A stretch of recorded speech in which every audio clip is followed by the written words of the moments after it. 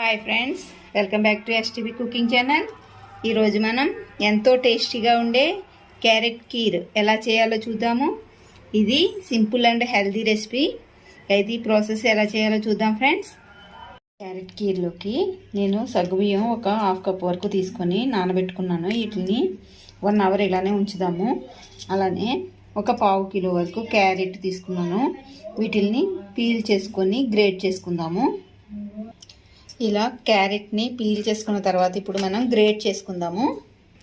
ఇలా క్యారెట్ని గ్రేట్ చేసుకున్న తర్వాత మనం ఈ బౌల్తోని ఎన్ని బౌల్స్ ఉందో మెజర్ చేసుకుందాము. క్యారెట్ తురిమిని మనం నొక్కి తీసుకోవాలి.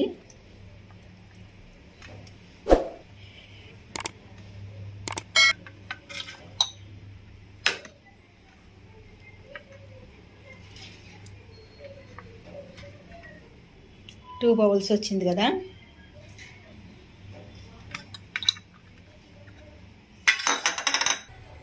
ఒక మందపాటి గిన్నె పెట్టుకొని ఒక 2 టేబుల్ స్పూన్ వరకు నెయ్యిని యాడ్ చేసుకోవాలి.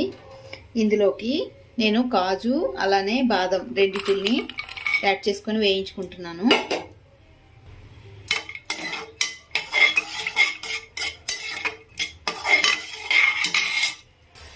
ఇలా ఇవి ఫ్రై అయిన తర్వాత వీటిని మనం వేరే గిన్నెలోకి తీసేసుకుందాము.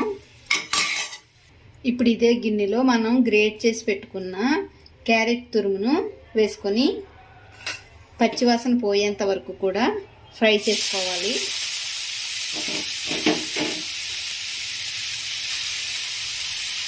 ఇలా క్యారెట్ తురుముని మొత్తాన్ని యాడ్ చేసుకొని ఇందులో పచ్చివాసన పోయేంత వరకు కూడా మనం స్టవ్ని మీడియం ఫ్లేమ్లోకి అడ్జస్ట్ చేసుకొని ఫ్రై చేసుకోవాలి.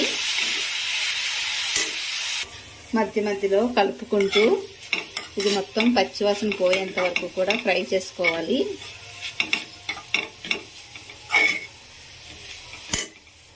క్యారెట్ మంచిగా ఫ్రై అయింది కదా. ఇప్పుడు ఇందులోకి మనం పాలుని యాడ్ చేద్దాము. నేను ఒక 1/2 లీటర్ పాల వరకు యాడ్ చేస్తున్నాను.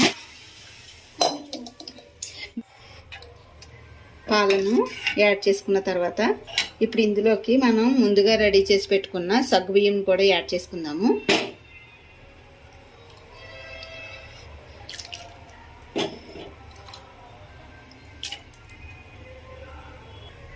ఇలా పాలు, సగ్గుబియ్యం అలానే క్యారెట్ తురుము అన్నీ కలిపి మంచిగా ఉడికేంత వరకు మనం ఇది దగ్గర పడేంత వరకు కూడా ఉడికించుకోవాలి.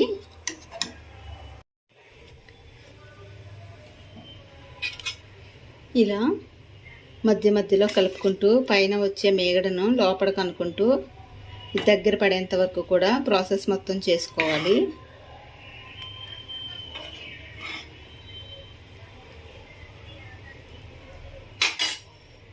ఇది ఒకసారి మనకి సగ్గుబియ్యం అనేది ఉడికిందో లేదో చెక్ చేసుకుందాము.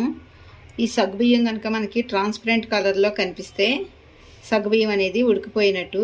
మనం సగ్గుబియ్యం అనేది ఉడకకుండా పంచదార కనుక యాడ్ చేస్తే సగ్గుబియ్యం ఉడకకుండా అలానే ఉండిపోతుంది. ఇప్పుడు మనకి ఇందులో యాడ్ చేసిన సగ్గుబియ్యం అనేది ఉడికింది కదా. ఇప్పుడు ఇందులోకి మనం పంచదారని యాడ్ చేద్దాము. నేను ఇందులోకి ఒక బౌల్ వరకు పంచదారని యాడ్ చేసుకుంటున్నాను. తీపి ఇంకా కొంచెం ఎక్కువ తింటాము అనుకుంటే కొంచెం ఎక్కువ యాడ్ చేసుకోవచ్చు. అలానే ఇందులోకి కొంచెం ఇలాచీ పౌడర్ని కూడా యాడ్ చేస్తున్నాను ఫ్లేవర్ కోసం.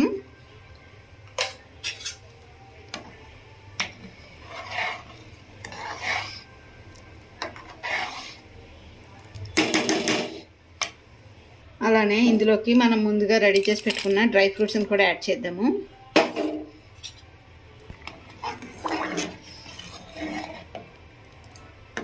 ఇవన్నీ యాడ్ చేసుకున్న తర్వాత ఒక 2-3 మినిట్స్ దగ్గరగా చేసుకొని అప్పుడు దించుకుందాము. చూసారు కదా, ఎంతో టేస్టీగా ఉండే క్యారెట్ కీర్ అనేది రెడీ అయిపోయింది. Simple and healthy recipe. ఇది మనకి నేను కొంచెం పలచగా ఉండగానే ఆపుతున్నాను, ఎందుకంటే ఇది చిక్కబడిపోతుంది చల్లగా అయ్యేసరికి. లేదు ఇంకా చిక్కగా తింటాము అంటే ఇంకొక 2 మినిట్స్ అలానే ఉంచుకొని దగ్గరగా చేసుకొని మనం స్టవ్ బంద్ చేసుకోవచ్చు.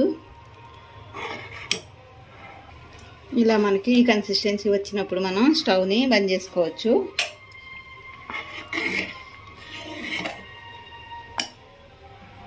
అంతే, ఎంతో టేస్టీగా ఉండే మనకి క్యారెట్ కీర్ అనేది రెడీ అయిపోయింది. మీకు కూడా రెసిపీ నచ్చినట్లయితే లైక్ చేయండి ఫ్రెండ్స్, అలానే షేర్ చేయండి. ఇంకా ఎవరైనా మా ఛానల్ని సబ్స్క్రైబ్ చేసుకోకపోతే చేసుకోండి ఫ్రెండ్స్. Thank you.